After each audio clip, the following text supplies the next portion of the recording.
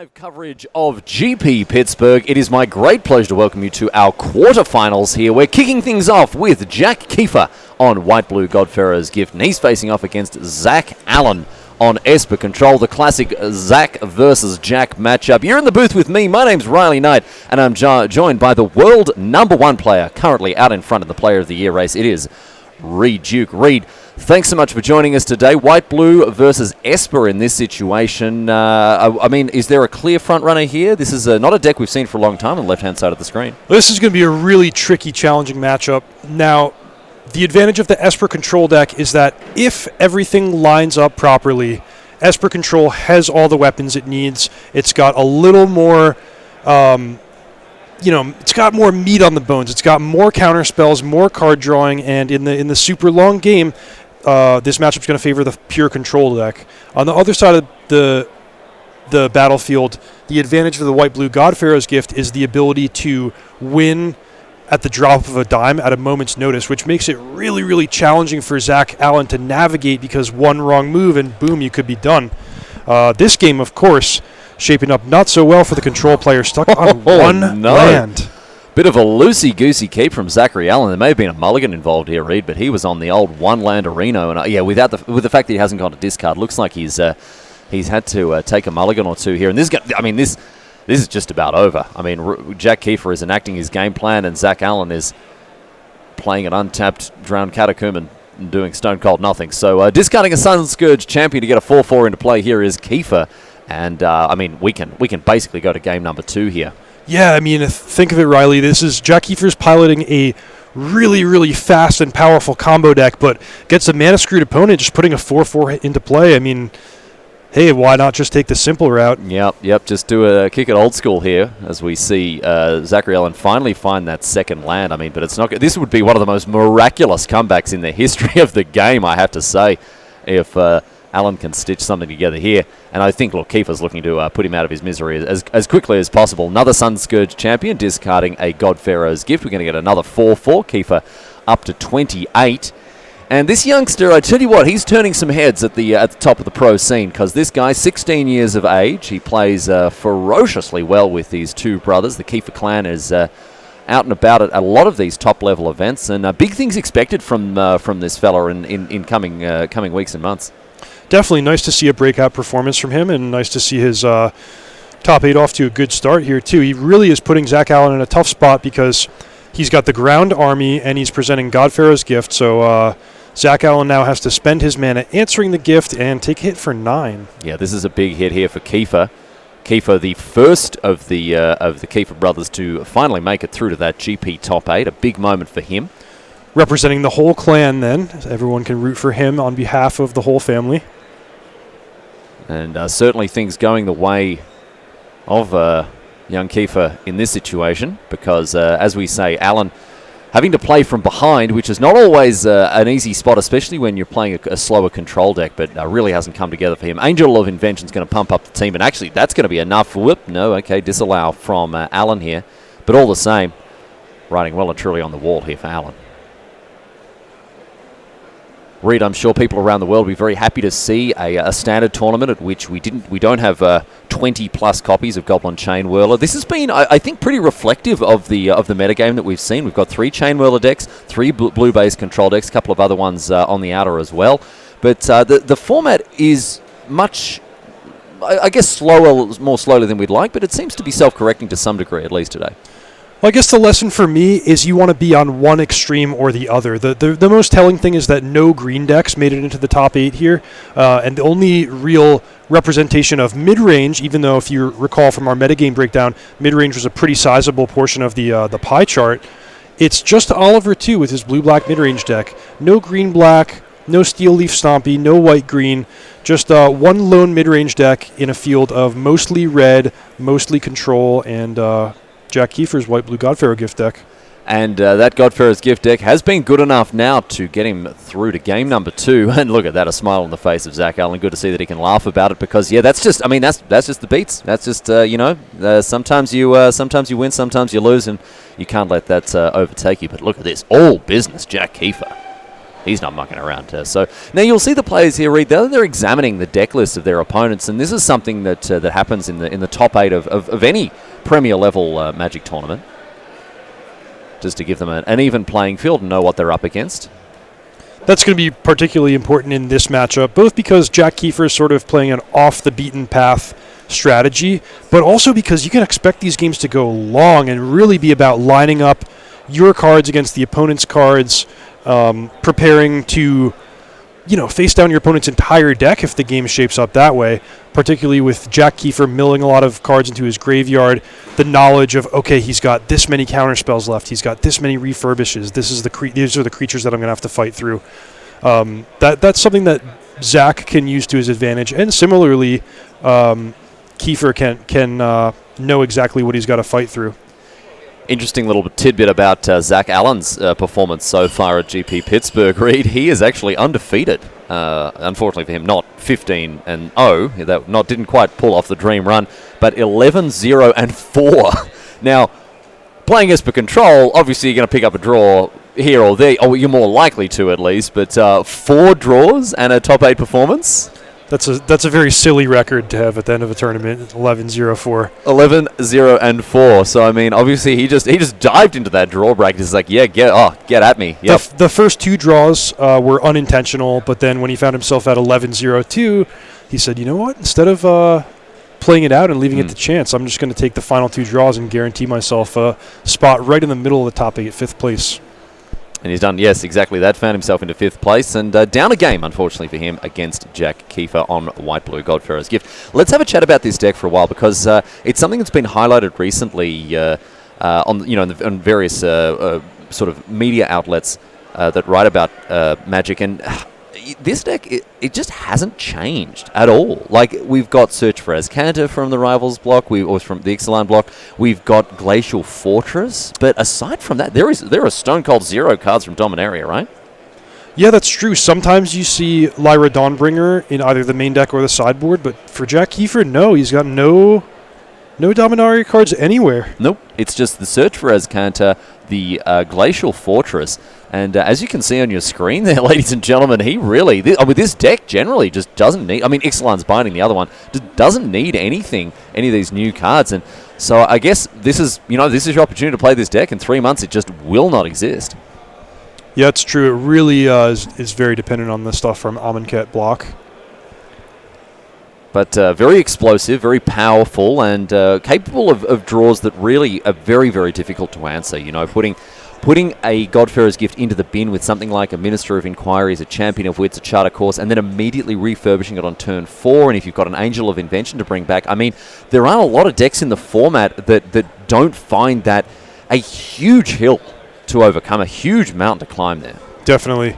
There's a lot to like about Blue-White Godfarrow's Gift. This is a deck that can really do amazingly powerful things once it hits 7 mana in particular. You can hardcast Godfarrow's Gift. You're going to start eternalizing Champion of Wits. You can activate your Azcanta. You still have access to Fumigate and Settle the Wreckage, which are these single cards that just completely decimate opposing creature strategies. But unlike the control decks, which we've seen have a hard time over the course of the weekend, struggling, a lot of mentally taxing long matches, you're going to get a free win here and there with that quick refurbish draw. So you really get the best of both worlds in terms of being fast and powerful sometimes, but knowing that you have a strong opportunity to win if the game drags on indefinitely. Let's look at what he's up against here with Zach Allen on Esper Control. We've seen blue decks of various stripes read throughout the weekend, many of them leaning pretty heavily on Teferi, the hero of Dominaria, but Allen has taken a slightly different route here because he's opted to lean instead very, very heavily, I would say, on Vraska's Contempt, and Torrential Gearhulk in this deck is so much better than in straight blue-white. I would agree with that. One of the really cool things about our top 8 here is that we have 3 different control decks, but very, very different takes. A plain white-blue, a plain blue-black, and then Zach Allen here with Esper. This, I guess, is mostly blue and black, splashing for Teferi and a couple of Forsake the Worldlies. But yeah, this one, instead of playing the creatureless version, making the opponent's removal dead, it's leveraging Torrential Gearhulk and the Scarab God, which we know how powerful those cards are. You untap with a Scarab God, you're going to win. Particularly, we might see it shine in this matchup against the graveyard-based God Pharaoh's Gift deck. One thing I really don't like about Torrential Gearhulk in the current format is the role that it plays, or rather the role that it doesn't play in white-blue control. Because we're looking at Seal Away, we're looking at Cast Out, we're looking at Syncopate, and even Blink of an Eye as some of the really important instant speed interaction which the white-blue deck brings to bear. And Torrential Gearhulk is just a real stinker with all of those cards. Yeah, you most often just see it out of the sideboard of the blue-white decks, but you're right, it's not the same as when you have Glimmer of Genius and Vraska's Contempt, which Zach Allen has both of those cards. Those are probably the two strongest instants to flashback with Torrential Gearhulk available in Standard. I really like it. There was, there was something you said earlier in the tournament, Reed, about players coming here, these blue-black based players coming here and wanting to cast as many copies of Vraska's Contempt as possible. And I think the card has come full circle. For me, many months ago, it was the be-all and end-all answer in Standard. It got rid of Hazoret, it got rid of everything that you wanted to point it at. And now we're seeing it in a position where it's a fantastic answer to essentially every problem that especially the red decks can throw at you. Alan now opening up with a Swamp. Back to Kiefer. We'll see what his opening turns have to say. No Minister of Inquiries from him. But Alan now looking to, play more than one land on by turn 2 or 3 here. And Charter Course now for Jack Kiefer. Draw 2, discard 1. And the discarding in this deck, not so much of a downside, Reed. No, often upside, actually. So we're going to see Kiefer spend his early turns filling his graveyard, smoothing his draw, preparing to fight later on. And we're going to see Zach Allen focus on hitting his land drops. And holy cow, what is that one? He has brought in Dynavolt Tower. We saw a couple of them in the sideboard. Now this one is, I mean, it's an engine. It's an engine, make no mistake about it. Really good with cards like Glimmer of Genius, but just rewards you for playing that natural instant and sorcery game plan you're looking to anywhere. I'm surprised to see it in this matchup. I mean, flinging lightning bolts around doesn't seem fantastic in the face of hasty 4/4s. It is a fascinating choice. This God Pharaoh's Gift deck is very multi-dimensional, and from Zach Allen's perspective, he's going to have elements of a control mirror. He's going to have elements of control versus combo, but still, there's a lot of creatures in the God Pharaoh's Gift deck, and if you go too far sideboarding in any one direction or the other, you could just get got by a hard-cast Angel of Invention or some Champion of Wits ticking away at you. So maybe Dynavolt Tower is a concession to, okay, I'm going to play a card like Dynavolt Tower to answer the little weenie creatures, and then I can devote most of the rest of my deck to fighting you in the long game. Just something like insurance against the cheap creatures, the Minister of Inquiries that Jack Kiefer might put into play. Kiefer puts a refurbish on the stack. It's up to Alan now to respond. He's taking his time with it. I certainly hope he has an answer for his sake. Looks like he may have selected one, and yes, it's going to be a disallow. And so 2 energy gained from the Dynavolt Tower. But yeah, maybe that's it. Maybe the Dynavolt Tower is going to do some of the, not the heavy lifting, but the light lifting against the Minister of Inquiries. As you say, maybe the Sun Scourge Champions, Champion of Witch, whatever, keep the board nice and clear, leaving the more robust and resilient answers to get rid of bigger creatures later on. Here's Search for Azcanta. Alan unable to find that 5th land, but he's still in fighting shape here. Yeah, the search sets him up nicely if he can survive this turn, which might be a big if with Refurbish on the stack here, but nope, he has Negate. So this is pretty perfect because now Zach Allen can use Search for Azcanta to help him hit his land drop, set up for the long game, and if he can just keep his mana untapped and not leave himself vulnerable, he is on track to win. I love the optimism from Zach Allen, reaching for that D12 as he goes to 4 energy. Didn't need it, but he's just saying, hey, this is how much energy I'm going to need, boy. You're gonna have to watch out for this one, my friend. Wow, and look at that, Riley. He scries to the top where he, doesn't bin his card with Search for Azcanta, draws it, and doesn't hit his land drop. So it must be something pretty strong, something that he feels he needs. And he's found a Vraska's Contempt here for the Champion of Wits, a Negate in hand as well for Alan. So yeah, he's a man on a budget, huh? Really making a scrimping and saving because prioritizing non-land cards off the top of the deck rather than continuing to develop his mana. And you see him really going out of his way to hit Champion of Wits with a Vraska's Contempt. I think some players might have been tempted, I'll just take down the 2-1 with my Dynavolt Tower. I've got the energy banked anyway. But Zach Allen correctly identifying that one of Kiefer's advantages in this matchup is that he's going to hit 7 lands and find a graveyard stacked full of Eternalize and Embalm creatures. But preemptively hitting that champion with Vraska's Contempt is going to take a little bit of the wind out of Jack Kiefer's sails later on. I am fascinated by this line. He's just doubled down. He's looked at another card. He's left it on top, and it proved not to be a land. So Alan is a man with a plan here, Reed. I don't know. I mean, in the abstract, I don't agree with this. You need to hit your land drops if you're a control player, but he has a very clear idea of what he's trying to do in this matchup. Finds that 5th land. What do you think of that, though? That's a super unorthodox line to take. Yeah, I mean, it's all context dependent. It depends what he has in his hand, what he feels he needs. I'm sure he's not happy to be hitting his land drops, but his priority is just making sure he has the answers for the I win cards of Jack Kiefer. Kiefer's already put him to the test with 2 refurbishes, and he doesn't want to be unprepared for a 3rd. Search for Azcanta. Looks like it's going to come into play now. Alan finds something on the top of his deck that he likes. Might have been that 6th land here, that Drowned Catacomb. One would think so. Kiefer does have the option, obviously, of flipping that Search for Azcanta. No problem getting cards into the graveyard here. Right. Kiefer's Search for Azcanta late to the party compared to Zach Allen's, but it's a lot more powerful as well because of all the self-mill that Jack was doing in the early turns. Sends out Lewis and Clark, and they get back a lot faster here to old TJ's. They get back to Monticello, like, yeah, we found it before the other guys. Don't even worry about it. It's easy. Easy game. Flip that Search, and beneath the waves, the Sunken Ruin. And that's going to mean that it's going to be pretty hard for Kiefer to run out of action here. He does play a lot more creatures, but his non-land, non-creature spells are going to be huge. You know, we're talking about Refurbished, we're talking about Godfarrow's Gift, all of which can be hard cast. Here's Nixalan's Binding. What are we going after with this one, Reed? So he's really looking to win the Search for Azcanta battle. He tried his hand on the refurbishes early in the game, but now he identifies that they're settling in for the long game, and if he can have an Azcanta and the opponent cannot, that's going to be that long-term advantage that he needs. Also cutting Alan off from playing a second one. If indeed he has one, I can see he's got 2 in the main. So Zach Allen binned a Forsake the Worldly earlier with his Azcanta, now trying a Torrential Gearhulk, but Kiefer prepared with the answer, not a negate, but a Jace's Defeat, which is super powerful in both fighting those counterspell battles and taking out Torrential Gearhulk and the Scarab God. Really important card, and something that fights for sideboard space with Negate. Negate, a card that I love so much in this format currently, but isn't able to deal with Torrential Gearhulk, isn't able to deal with the Scarab God. Jace's Defeat gets rid of both, no worries. But here we see also Negate to combat this Teferi, and Kiefer here is just on a roll. Untaps, slams the Godfarrow's Gift.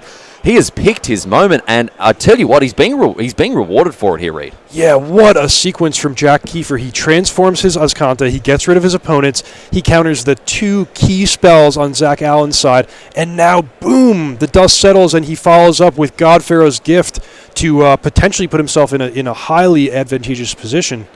That's how it's looking to me right now. I mean, there's any number of cards that Alan could have to get himself back into this, but I love the timing from Kiefer. You know, holding back, playing that reactive game, negate Jace's Defeat, finding the time, picking his moment, really. And that opportune moment was upon him as he slammed the GPG into play, opened up that present. What's inside? It's a 4/4 Flying Haze, Lifelink Vigilance, First Strike Banding. And Alan now on the back foot, for sure. And you forecasted it earlier, Riley, the Dynavolt Tower just completely ineffectual against the 4/4 Flying. It's really not doing too much on this board. I mean, it can take out a servo, it can go upstairs for 3, but none of this is looking very good. I mean, Reed, often in the booth will use the word interesting as a sort of diplomatic synonym for questionable, and even that's a diplomatic synonym there for bad. And for me, well, this Dynavolt Tower was an interesting sideboard option. Second Angel of Invention. Reed refusing to rise to the bait here. He will not say anything nasty about anyone else ever.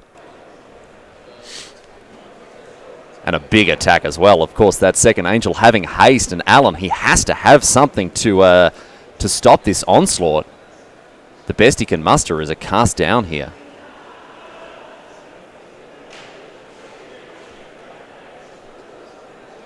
A temporary measure at best. He really has to get rid of that Godfarrow's Gift. And of course, the Angel exiled as it just was a token. It was already exiled, and away goes one of the tokens thanks to that Dynavolt Tower. But yes, as you say, still an Angel of Invention alive and kicking, Reed, and it's still, well, most of the kicking is being applied to Zach Allen's life total. He's down to 12.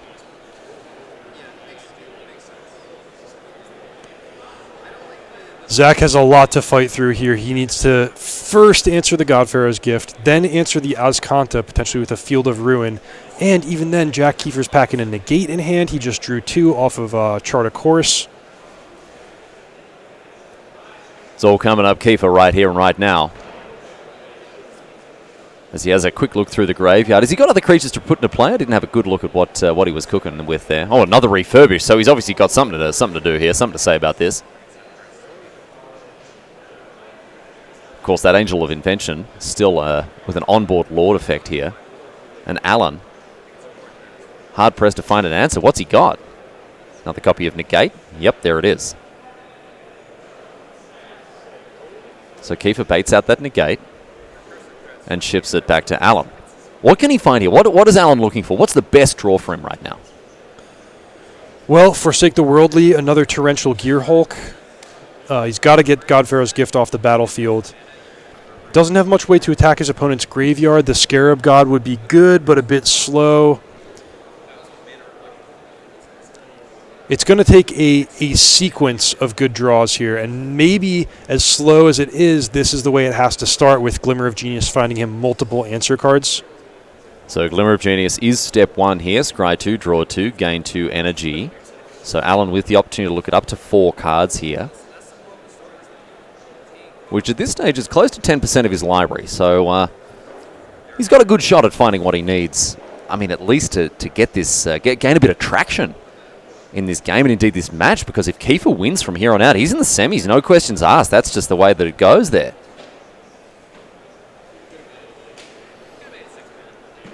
While Zach Allen ponders his Glimmer of Genius, we have a few updates for you. Yes, indeed. On our back tables, we can confirm that we've got, unfortunately for fans of Paul Dean, he's gone down. His opponent beating him 2 games to zip. And in the Matthews versus Chew, we're going to game number 3. They're tied up at 1-1, Reed. So Brahm Thomas advancing with mono red past Paul Dean's red-black deck, and then the 1-1 match is Oliver 2's blue-black mid-range against Scott Matthews' blue-black control. So our semi's already shaping up here, but on the front table, of course, Jack Kiefer, Zach Allen. Jack and Zach, back-to-back. Actually, technically facing each other. It would be very difficult to play a match of Magic against someone with your back to them, I would say. And now, Allen finds a Vraska's... Oh, but snaps off the Negate. Doesn't even have time to put it on the table here. And Kiefer at the ready to respond. Yeah, so with any creature remaining in the graveyard, Kiefer has a lethal attack here. The 2 servos, even with 1 dying. Wow, that's the handshake. But enough there for Zach Allen to pack it up once and for all. And congratulations to Jack Kiefer. Commiserations to his foe there, Zach Allen. But congratulations all the same for making it all the way to the top 8. Jack Kiefer is in the semifinals of GP Pittsburgh. It's a big moment for him, a big moment for his family, Reed. And I bet they'll be very happy to have made the trip out to Pennsylvania to get it done here. Fantastic. We move over now to one of our back tables, Morgan McLaughlin and Mike Sigrist. I tell you what, a tough day in the office for Siggy. He has had a more than 1 marathon matches throughout this tournament. But with his white-blue control deck, hey, he knows what he signed up for. Yeah, I'm impressed, actually. This is the first time he's finished a single game in about 6 hours. We did it! We did it! Reed Duke said something mildly nasty about someone, ladies and gentlemen. You heard it here first. So Siggy there with a live Teferi, Hero of Dominaria. He looks to be in a great spot. I mean, just, at first blush, he's facing off against an empty battlefield. Just the way. He likes it. Yeah, if you look at the battlefield, he's looking great. Just don't let your eyes drift up to that 3 next to his name. He's at a very precarious life total, threading the needle here against black-red aggro, but he does look to have stabilized. So if he can hang in there with Teferi, maybe find a counterspell, he could be on track to winning, to getting to Game 3. Read, a number of people are questioning the influence I'm having on you, my friend, in the booth, turning into a nasty boy. I tell you what, my corrupting tendrils will continue to their good work. I'll do my very best. Here's Teferi going upstairs once again. Sigrist with 500,000 lands in play. And McLaughlin in this situation, I mean, the thing is, Sigrist on 3, so there are live draws for McLaughlin on a technical level, but you'd have to think that Sigrist is holding answers. He's a glory bringer now. Let's find out if he is. Okay, Sigrist put to the test. Can Morgan... Oh my goodness, he has nothing! Stone cold nothing, even after activating Teferi 500,000 times. And Mike Sigrist once again falls victim to the top deck glory bringer. I love it from Morgan McLaughlin, just testing the waters. And poor old Siggy goes out on the in the jaws of a massive dragon. Yeah, it seems he was just moments away, just almost there in terms of stabilizing the game, but couldn't quite find an answer and cover all his bases. He had negate if it had been a something like a lightning strike coming after him, but the glory bringer just gets the job done, as it has so many times in this standard format. Brings glory once again, and Morgan McLaughlin makes it all the way through to the semi-finals. Congratulations, however, to Mike Sigrist, of course. Not his first GP top 8, and certainly won't be his last. A towering figure in the world of professional Magic, and well, heartfelt congratulations to him for making it so far. Hey, he's off to the Pro Tour again. Yeah. As indeed are all of our top 8 competitors. Sigrist probably qualified through other means, if we're going to be honest, but all the same. We move on back now to our final match between Scott Matthews and Oliver Tew. Oliver Tew having won game number 1. I did update everyone earlier and say that we were in game number 3, but that doesn't look to be the case here.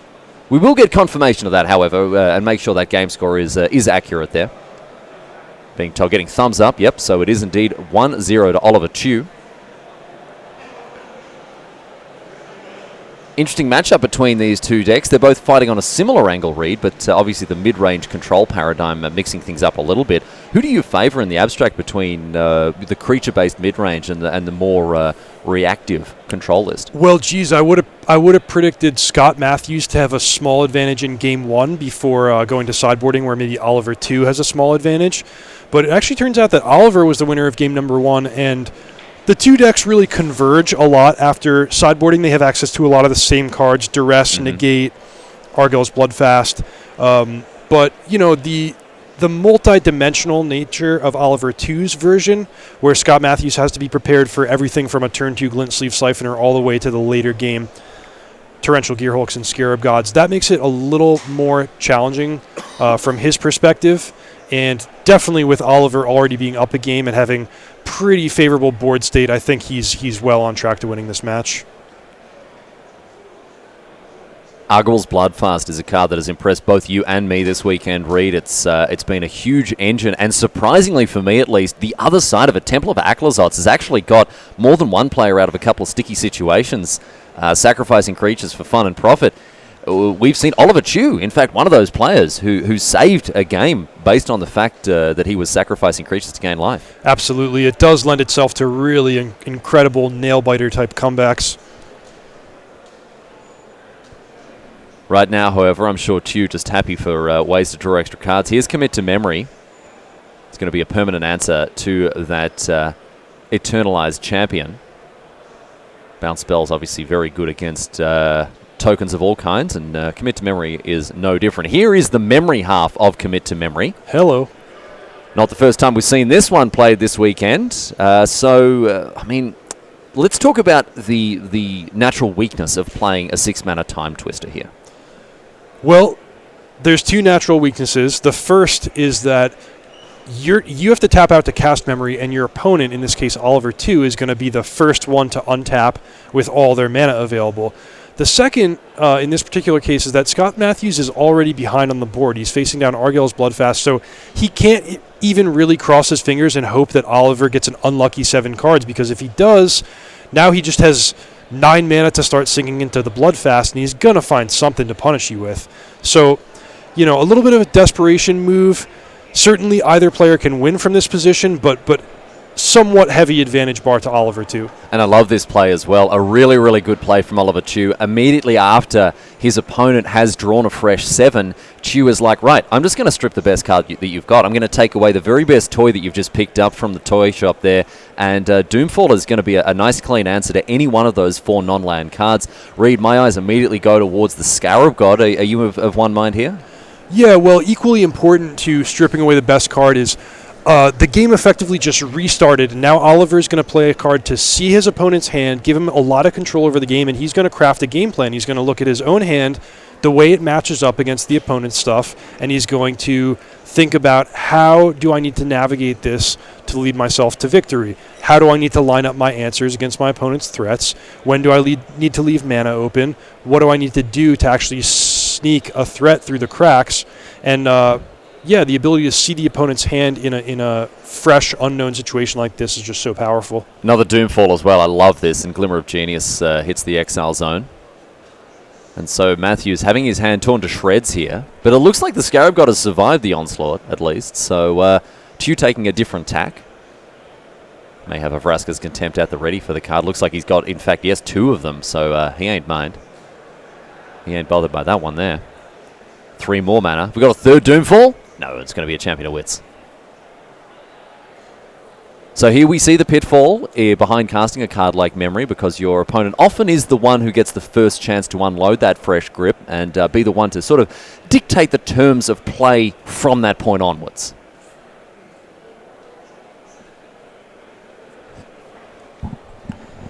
So Tew, draw 2, discard 2, and he's just going to dump some lands.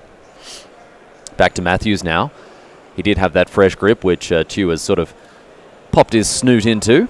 And a Torrential Gearhulk off the top now for Matthews. That's a really nice pickup, because you saw how Oliver went out of his way to strip away that Glimmer of Genius, and now Matthews gets to cast the Glimmer of Genius. Well, actually, no, exiled from Doomfall. Had it been a duress, I would say that's a nice sequence, but yeah, those 2 cards that actually represent Scott Matthews' fresh exile zone. Yeah, it's an oddly placed exile zone to be sure, Reed. But that's one of the perks of Doomfall, right? Exiling cards in this format is surprisingly relevant. Yeah, definitely. A lot of the time.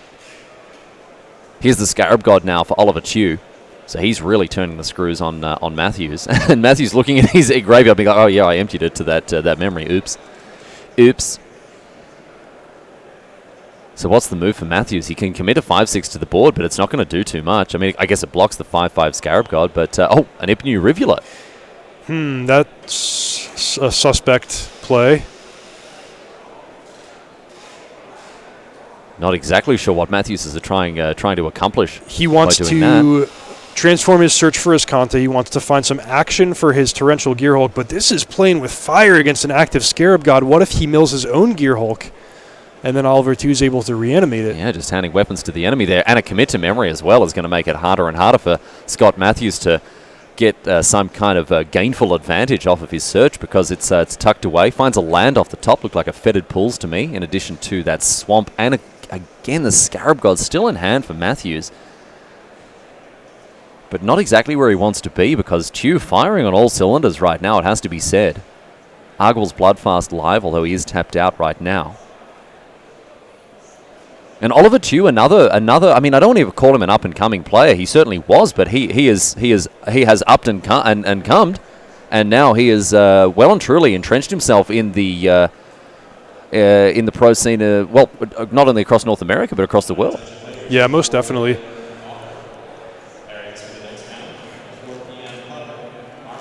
Former Rookie of the Year, Constructed Master at one point as well, I understand, and right now showing us exactly how he can get it done.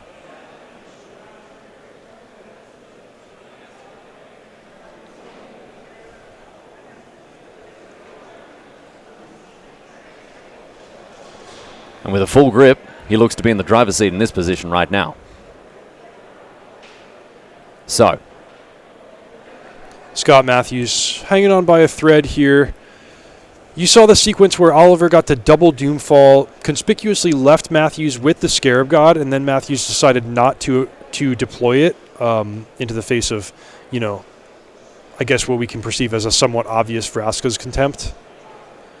Here, instead, he's prioritizing transforming his Azcanta, Really looking for Vraska's Contempt to start answering the opponent's stuff, buffer his life total. That's exactly what he needs here, but he hasn't found it yet. Field of Ruin the play now for Matthews. He does have that active flip land going. So he's able to put that one together here, but Chu, I mean, just an overwhelming board presence, and with Matthews on 7, facing some pretty dire straights here. So let's see. Chu looking to put this one, put this one to bed really as swiftly as he can. Matthews still holding that torrential gear hulk. He's got a graveyard now. At least he can do some stuff with it. He's got a couple of disallows and an essence scatter, but they don't fix the problems he's facing with what's going on board. Chu going to activate that Field of Ruin, and torrential gear hulk's going to solve the problem here by disallowing that Field of Ruin activation. Nice little use of that card there. We don't often see that. Yeah, but it's a dangerous situation if Oliver 2 has something like a cast down to put that Torrential Gear Hulk into the graveyard. Then he's got some real fodder to work with for his Scarab God. And now, Vraska's Contempt targeting that Torrential Gear Hulk. Matthews happy enough to disallow it, but it looks like Chu's going to initiate a fight over it, and it's actually going to be enough to win him this game and indeed the match.